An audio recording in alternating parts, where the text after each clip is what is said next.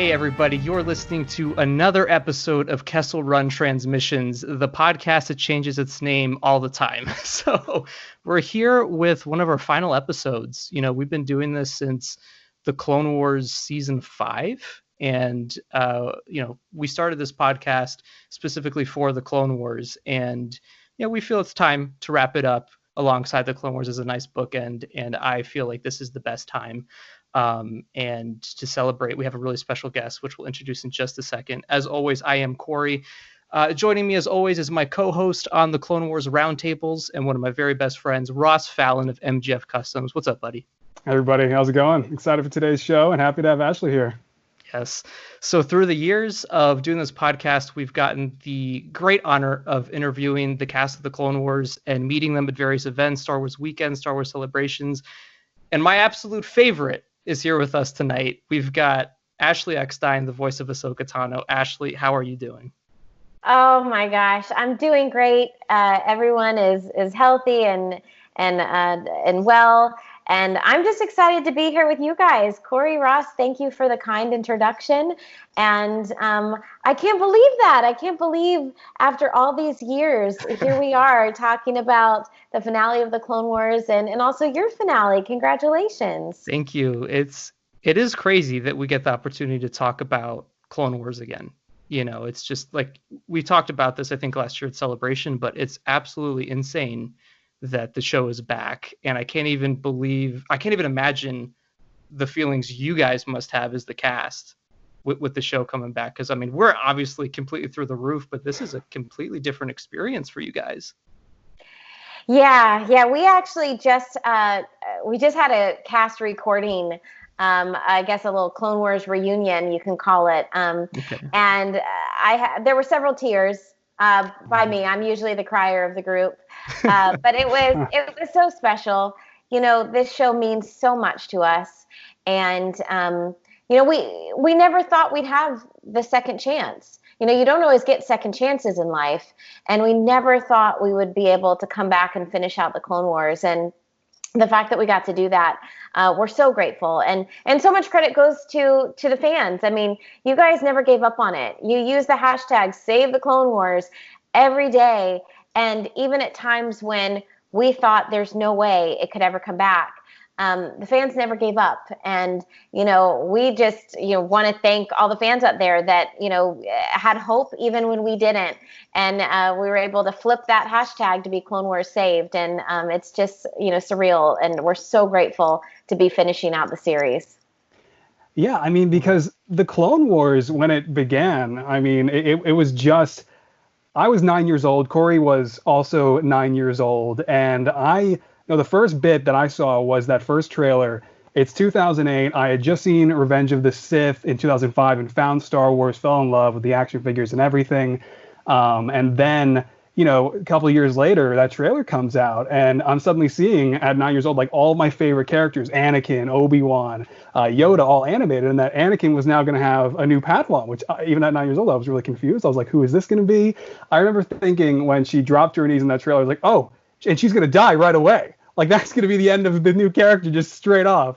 9-year-old brain. But it changed everything for us. And we always say that it's really, it's not an exaggeration to say just how big of an impact the series has had on people like Corey and I and millions of other Star Wars fans, whether in our demographic or not. I mean, I literally wouldn't know Corey here at all without the series. I would not have had a YouTube channel. I mean, not to humble brag, but like the journey that the series has given so many people. And it's really special. I mean, now here we are, 11, 12 years later, and the series is actually getting its conclusion. I think Corey was in the room for that panel when it came out. Mm-hmm. And I mean, he was just no doubt about to go into cardiac arrest. I know. Oh, yeah. I certainly was. I'm not usually one to record reactions, but mine wound up being recorded. It was just, I mean, we looked like chimpanzees. I mean, we were just going nuts. It was just wild.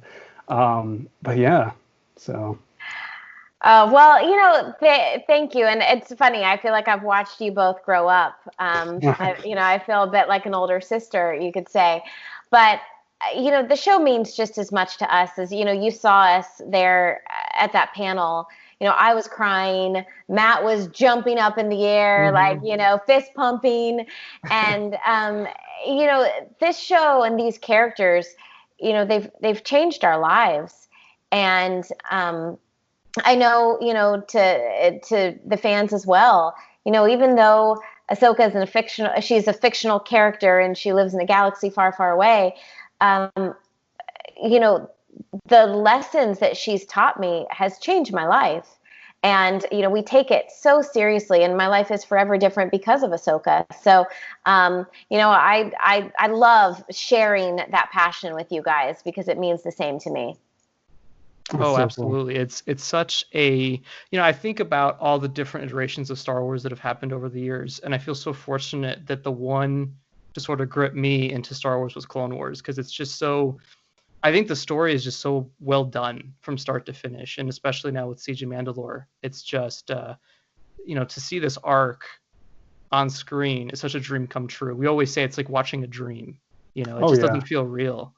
And, I think, especially with The Phantom Apprentice, that was, I think, one of the best pieces of Star Wars storytelling ever.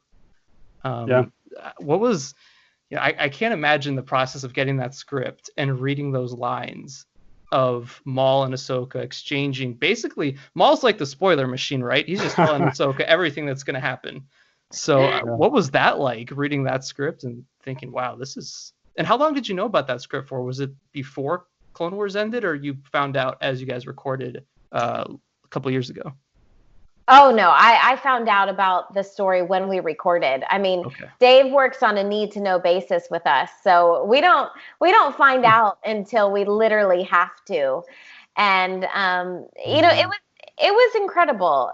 It was, to realize how much Ahsoka and Maul even have in common. And then also, even I read, I'm like, wait, what? Ahsoka is going to team up with Maul? Like, wait, what? Like, I went through the same emotions you guys did. But obviously, now we know Ahsoka and Rebels and, the big confrontation with Vader, but Ahsoka's not there. I mean, in Clone Wars, Anakin is still her brother. She just saw him. She's, she can't imagine Anakin Skywalker ever turning to the dark side or doing anything bad. Right. And so, I think, that draws a pretty clear line in the sand for Ahsoka when Darth Maul shares with her about Anakin, because she just can't believe it. But, oh man, I mean, that episode took me on a roller coaster ride as well. And then that fight scene, oh my gosh, that fight scene is just insane. Yeah. I mean, it was crazy because, and by the way, I mean, how crazy was it was Sam also discovering the story with you in the room, or like when you guys recorded, or how did that play out? Yes. No, Sam and I don't know if he had talked to Dave slightly before, but we both found out about the storyline, right around the same time. And Dave really always tries to get us all in the same room. Unfortunately, Sam was on set in Canada, and so we recorded the episode together via video Skype. Wow. So, I mean, it's like already voiceover, there's a barrier. Like, it's the same emotion as if you were doing live action, but there's a barrier because you have to stand like right behind a microphone.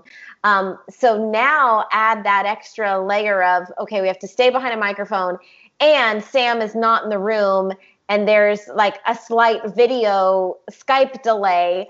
So it was pretty amazing that we were able, to still, thanks to technology, do the scene together.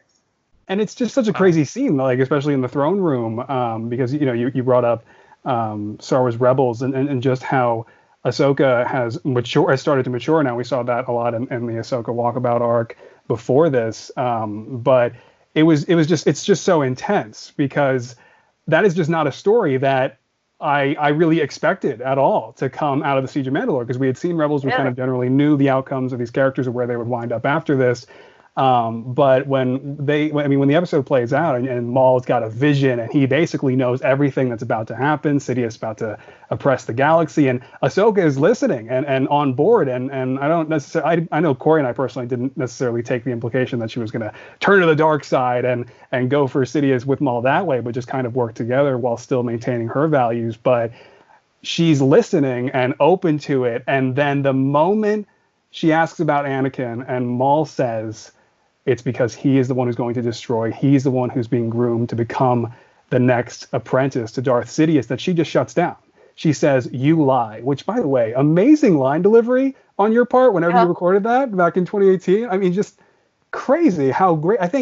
You were always great. I mean, throughout the whole run of the original series, but that's something that was immediately evident with the Ahsoka Walkabout arc, and now especially here. I mean, this is just, you've brought something so different and unique and real to Ahsoka. I mean, like, has been kind of said a lot, it feels like live action, and especially with the animation just being taken to its fullest point, its fullest potential. It's wild to see. Oh gosh. Well, thank you so much. Thank you. I really appreciate it. It was a real group effort, and the scripts were absolutely incredible, so it made it easy to say those lines. Yeah, there's definitely no I think what's great about Siege of Mandalore is, and the cast has talked about this, you guys have talked about this on various videos and whatnot, but you can definitely tell that you guys are putting your all into these episodes. It's so evident. And Siege of Mandalore is a movie. It's a movie. Like, that's what I'm calling it. It's every single episode is so cinematic. It's such a great thing to be proud of, and we're so happy for you guys. Oh, thank you. Well, I will say I agree with you that it's a movie, and to me that's the best way it should be watched. So I almost recommend when the final episode drops on May 4th, I'd almost recommend like watching them all back to back and watching it how it should be as a proper 2-hour movie. And it's kind of frustrating because on one hand, before everything shut down, we were going to have screenings, where we got to watch all the episodes together and watch them on the big screen. Obviously, we can't do that now. But I have to say, I'm a firm believer that everything happens for a reason. And, with everything that's going on in our world right now, we need hope. We need, some sort of hope. And to me, not only does Star Wars bring hope, but Ahsoka brings hope. Even in the darkest of times, she always has hope. She always finds the light. And, Siege of Mandalore, you're about to see, it looks like all hope is gone. And Ahsoka, she never gives up, and she always has hope. And I think, I almost think these episodes were meant to air during this time when we're all at home and we all need a bit of hope, and leave it to Ahsoka to deliver. I'm so proud of her.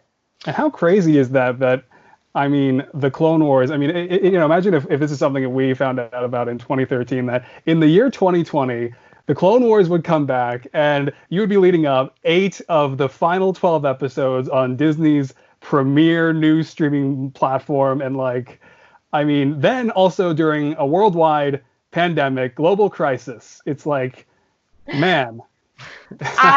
I wouldn't have believed it. I can tell you I wouldn't have believed it, but the universe works in mysterious ways, and I'm so glad that we have new Clone Wars during this time.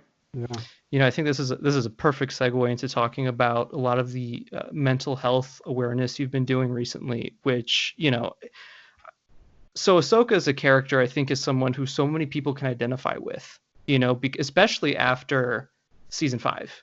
She had to make a really critical decision in walking away from a bad situation. And I personally never felt like I could relate to Ahsoka more than last year. And I think it's so important to talk about mental health in various different communities. And I'm so glad to see that you are taking that initiative to use your platform for that. I think a lot of people look down on that kind of thing, unfortunately. And I'm so glad that, you guys are making a change. So, I've been very open about my situation here on the podcast and here on different platforms to help other people who have gone through similar things. And so I get emotional talking about this, so I apologize if that. Never apologize. Yeah, I appreciate it. Last year was a very difficult time in my life personally. A lot was changing, and I was discovering a lot of things that I knew that needed to change in my life with certain people around me. And I did go through a very difficult summer. I believe I told you a little bit about it on Instagram with what happened. And it's crazy how Clone Wars, in a way, like literally helped me. Like, I know this sounds, I want to, it sounds a little dramatic, but it's really not. It, like, helped save my life in a way, because Ross here was able to pull me out of that situation, which was something, and it wouldn't have happened if it wasn't for Clone Wars.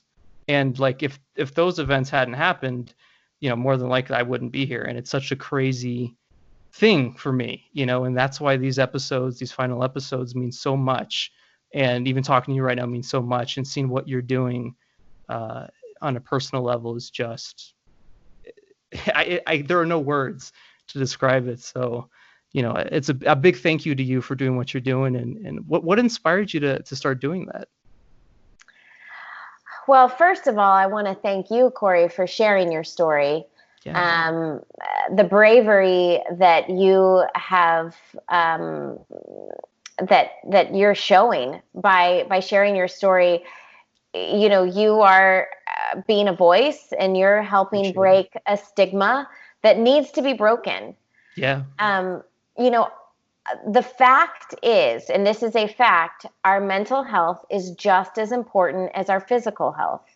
Yeah. And just like our bodies can get sick, whether it's with the coronavirus or we just have a cold, our brains can get sick. And we should be talking about it the same way that we would talk about if we just had a cold. And we have to break the stigma surrounding it. And, well,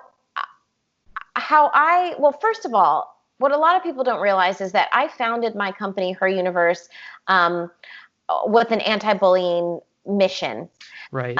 So many women and girls were being bullied terribly for just saying that they were a girl and that they liked Star Wars. And so I literally started a company because I thought, okay, well, if I can make merchandise for female fans, then maybe they'll feel more comfortable, showing off their fandom. And it literally, that was my main driving force. And I asked myself, what would Ahsoka do? And my answer was that Ahsoka would stand up for fangirls, and she would be a voice, and she would be an advocate. Oh, yeah. Well, as time went on, I realized that bullying falls under a much broader umbrella, which is mental health. And it was the year my first book came out, and I was viciously cyberbullied, like viciously, horrendously. Really? Oh, wow. It was awful. Wow, I'm so sorry. And, thank you. It was something that was a complete lie. Like, it wasn't true. It was just something that wasn't true at all. But it just kind of snowballed. And next thing you know, thousands upon thousands of comments were like piling in. And, I had all the support in the world behind me, because, there was a lot of people knew that it just wasn't true, but that it didn't matter. I was still receiving such hate, and it really messed with my mind. And I was bullied as a kid, but I was never cyberbullied. And after being cyberbullied, that's a whole different ballgame. Yeah. And, after that, I felt like my voice was taken away because I couldn't defend myself. There was nothing I could say that was going to change people's minds, even though there was this story out there that just wasn't true. And so right around the same time, I was in the middle of being cyberbullied. I went to the Nationwide Children's Hospital in Columbus, Ohio, and they had just broken ground on what just opened, actually. It's the first ever behavioral health pavilion on a children's hospital campus in the nation. And what that is it's a dedicated hospital just for mental health. Wow. And it's the first of its kind in our nation. That's huge. Really? Yeah, it's Wow. huge. And the reason why it's so important is kids and teens, 50% of lifelong mental illnesses present themselves by the age of 14. And the second leading cause of death of kids between 10 and 19 is suicide. And once I learned those statistics, and then pairing that with my own experience of cyberbullying, I said, something's got to stop. Like, this is not okay. And, as I continued with my book tour, person after person came up to me and shared their story, but it was in secret. Like, they'd get their book signed and then they'd say, thank you for writing this book because I really struggle with depression and your book is helping me. And I was so again, after my own experience, I was so my eyes were opened of like, you know what, this shouldn't be a secret. We should be talking about this just like we're talking about this right here on your podcast, you're talking about your own experience. You're sharing that Ross helped you because we're all in this together. This is not just about the person who's suffering. It's about like the people that are helping. And, and then I thought, I have my own experience and my voice was taken away then, but it's not going to be taken away now. And once again, I asked myself, what would Ahsoka do? And Ahsoka would help people no matter what. Mm-hmm. She would be a voice and stand up and say, you know what? Our mental health is just as important as our physical health. And that's really where I'm at. I'm not an expert. I'm very outspoken about the fact that I'm not an expert, but I'm a voice. And I'm going to be loud about it. And that's enough, just talking about it is enough because it is such an important thing. And like you said, I noticed the same thing even with my listeners of the podcast is when I came out about my story, people started sharing theirs and I started getting messages and, thank yous for for them to be able to share it too. And it's such a great feeling of feeling you're helping so many people. And I think part of the reason I even opened up was because I saw you open up and seen other people open up, and it just felt like it was time to do that. And, I can totally relate to, trying to be shut down and silenced, and, you just can't let those people win. And Ahsoka's line in this, in the Ahsoka Walkabout arc, which I am blanking on completely. I had it in my head the whole day.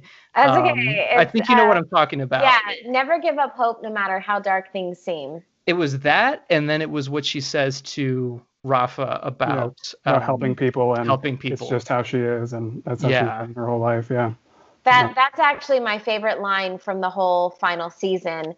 She says to Rafa, she said, in my life, when you find people who need your help, you help them no matter what. I guess it's just who I am. Yeah. Yes, that's such a beautiful line.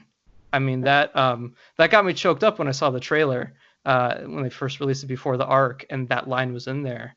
And immediately I thought that was what you were talking about a few months ago.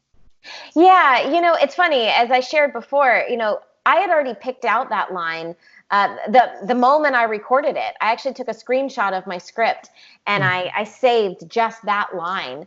And I knew that I was going to make it my personal motto for 2020. Obviously having no idea about, what we'd be living through right now. And, as I've shared, I think we can all take it on as our personal motto for 2020, because we are going to get through this. We will I know how sad and trying of a time this is. We've all been affected by it. But we will get through this by helping each other no matter what. 100%. Yeah, and Corey has been helping me a lot too, because I mean, it is so important to be open about these things because, Corey and I have both reached a crossroads in our personal lives where Corey had everything that happened with him last year, and when you get around to be this age, sort of questioning your path, questioning everything you have done up until this point, where will you go next? And I mean, just being in that creative bliss that the Clone Wars started out for me at a very young age, at 9 years old, and then Corey at the same time. It was just pure fun and joy that the Clone Wars brought between like 2008 to 2013, where we're just making custom Lego figures and just making every new clone that comes out, and growing up with Ahsoka, building our YouTube channels, and just making all of this magic happen. The Clone Wars started, and it had been so amazing all these years building that together, all of us. I mean, if you were in Sweden or the Netherlands, I got on Skype for the first time at 9 years old. We were automatically friends if you liked the Clone Wars, and we would talk for hours. But, I would always, before 2017, kind of think, man, I don't know what it's like to be, to face depression, to face, to some degree, self-loathing to a certain extent.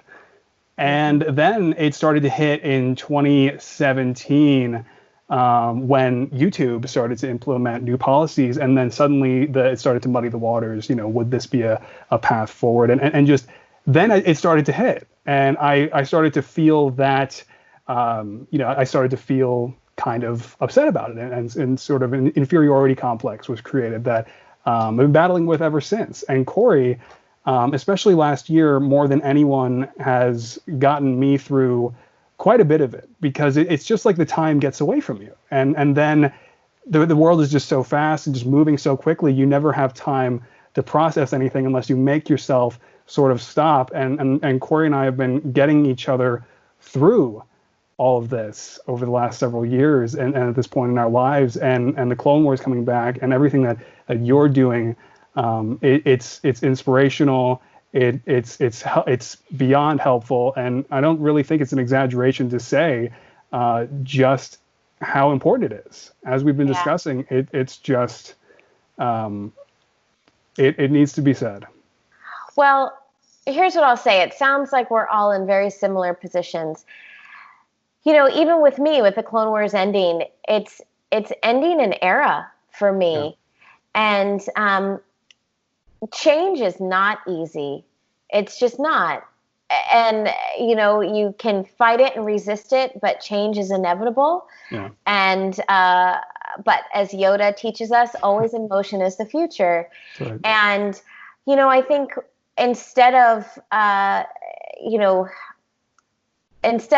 looking forward with fear, I think it's looking at what these past 12 years have taught us. Yeah. I mean, look at all the skills that you guys have honed and that you have, and the wisdom.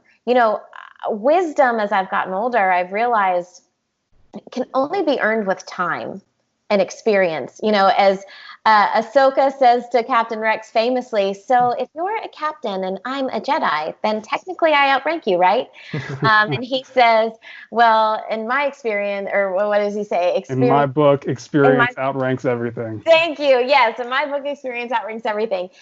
And, just to be like a bit of a proud older sister for a second, you guys have gained so much wisdom and experience over the past several years.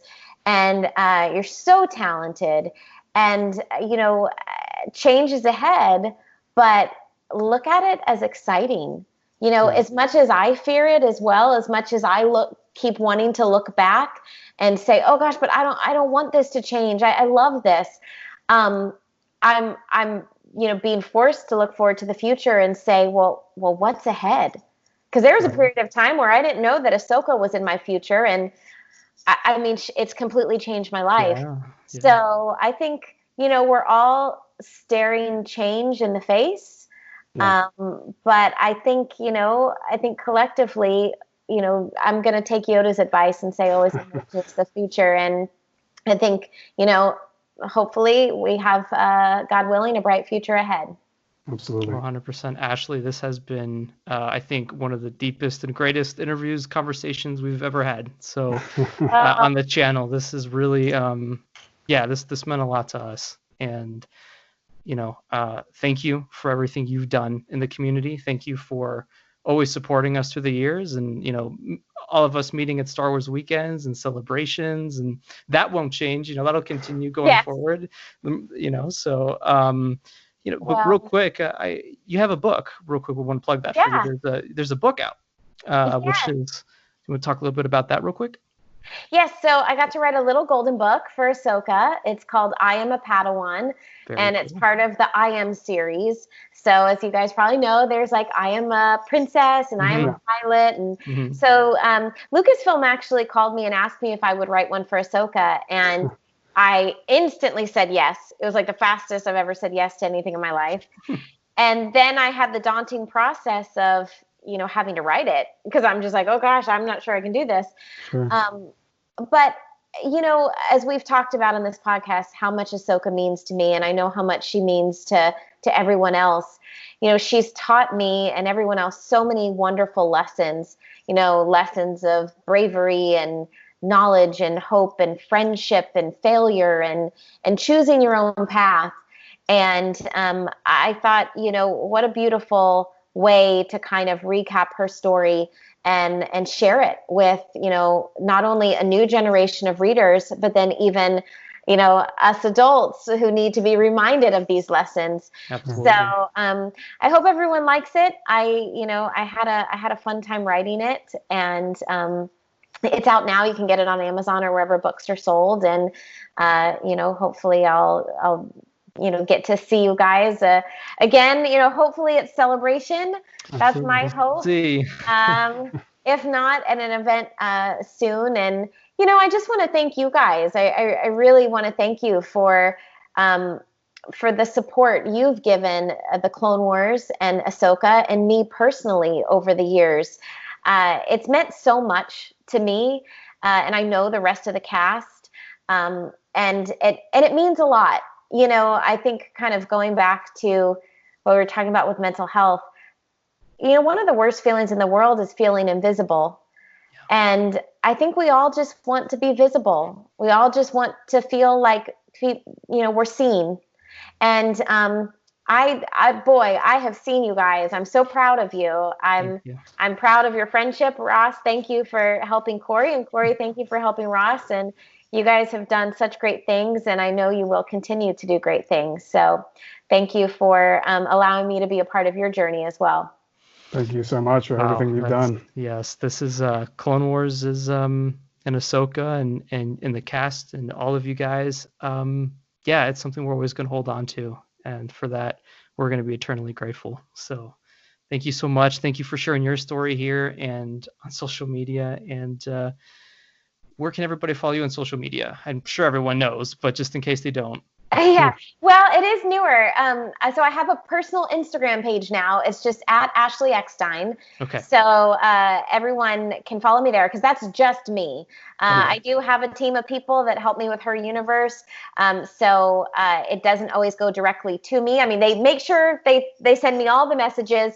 But if you want to come to me firsthand, you can go to my personal Instagram page at Ashley Eckstein, and that's where you'll hear, any updates I have. You'll be the first to hear if you follow.